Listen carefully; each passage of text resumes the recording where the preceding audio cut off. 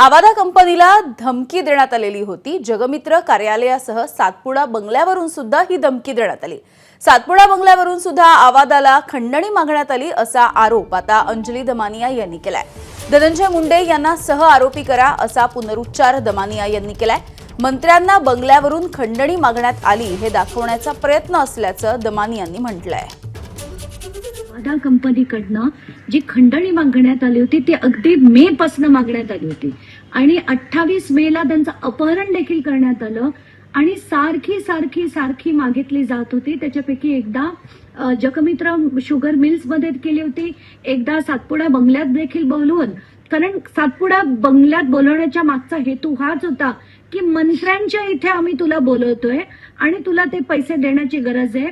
म्हणजे याच्या मागे धनंजय मुंडे होते की नाही आता स्पष्ट झाले आणि एकदा नाही 6 वेळा हे मागण्यात आलं, हे त्यात क्लिअर झालेलं आहे आता। आणि मला आता असं वाटतं की सह आरोपी हे धनंजय मुंडेंना देखील करण्यात यावं। तर माजी मंत्री धनंजय मुंडे यांच्या अडचणी आता वाढताना दिसतायत। आवादाच्या प्रकल्प अधिकाऱ्याच्या जबाबामध्ये 6 वेळा खंडणी मागितल्याचा उल्लेख आहे। तिसऱ्यांदा खंडणीसाठीची बैठक ही मुंडेंच्या जगमित्र कार्यालयामध्ये झाली असाही उल्लेख आहे। विष्णू चाटे आणि कंपनी कर्मचारी शिवाजी थोपटेची भेट ही जगमित्र कार्यालयामध्ये झाली। आवादाचे प्रकल्प अधिकारी सुनील शिंदेंच्या जबाबामधून ही सगळी माहिती आता उघड होती आहे। तर सुनील शिंदेंच्या खंडणीच्या 6 धमक्यांमध्ये नेमकं काय म्हटलंय बघूयात। 28 ऑगस्ट कराडकडून पहिली खंडणीची मागणी करण्यात आली। परळीमध्ये येऊन भेटा नाहीतर काम बंद करा अशी ही धमकी होती।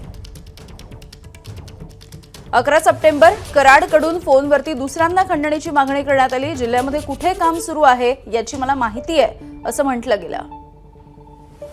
तुमच्या वरिष्ठांना माझ्याकडे घेऊन या असं कराड फोनवरून त्यावेळेला म्हणाला होता। 8 ऑक्टोबर तिसऱ्यांदा खंडणीची मागणी झाली। विष्णू चाटे आणि शिवाजी थोपटेंची जगमित्र कार्यालयामध्ये जाऊन भेट घ्यावी लागली। प्लांट सुरू ठेवायचा असेल तर 2 कोटी रुपये द्या नाहीतर प्लांट सुरू ठेवू देणार नाही अशी ही धमकी देण्यात आली होती। 26 नोव्हेंबर सुदर्शन घुलेची कंपनीमध्ये येऊन धमकी, 2 कोटी दिले नाही तर काम करू न देण्याचा इशारा सुदर्शन घुले यांनी दिला होता। 29 नोव्हेंबर 5व्यांदा खंडणीची मागणी करण्यात आली आणि धमकावण्यात आलं। काम बंद पाडण्याचा इशारा सुद्धा देण्यात आला। कराड यांनी फोनवरून हे भाष्य केलं। कर्मचाऱ्यांना निघून जाण्याचा इशारा सुद्धा या वाल्मिक कराडनं दिला होता। 6 डिसेंबर सुदर्शन घुलेची कंपनीमध्ये सुरक्षा रक्षकाला शिवीगाळ आणि मारहाण, 2 कोटी रुपये खंडणीची थोपटे यांच्याकडे मागणी केली।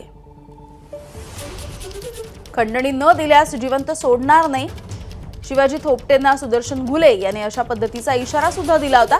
जबाबामधून ही सगळी माहिती आता समोर येते आहे। एबीपी माझा, उघडा डोळे बघा नीट।